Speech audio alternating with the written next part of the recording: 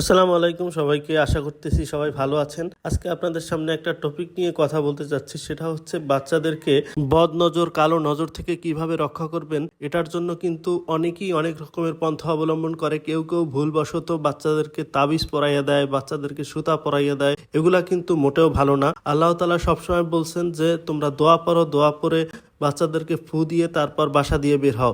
নবী করিম সাল্লাল্লাহু আলাইহি সাল্লাম তার নাতনিদেরকেও এই সূরা পড়ে সব সময় ফু দিতেন এবং তাদের রোগ শোক, তারপর বদ নজর সবকিছু থেকে তাদেরকে রক্ষা করতেন। আল্লাহ তাআলা স্পষ্টভাবে বলে দিয়েছেন যে যখন থেকে তুমি শরীরে তাবিজ ক্যারি করবা বা একটা সুতা পরবা, তখন তো তুমি ওই সুতাকে বা তাবিজকে বিশ্বাস করতেছো, তোমার উপর তো আমার কোনো বিশ্বাস নেই। সেজন্য তাবিজ পরা একদমই হারাম, তাবিজ পরানো যাবে না। আর যখন থেকে তাবিজ পরাবেন তখন থেকে আপনার বাচ্চার উপর থেকে আল্লাহ তাআলার রহমত তুলে নেয়। তাই যারা মা বাবা আছেন তাদের উদ্দেশ্যে একটা কথাই বলতে চাচ্ছি, আপনারা ভুলেও আপনাদের বাচ্চাকে তাবিজ পরাবেন না।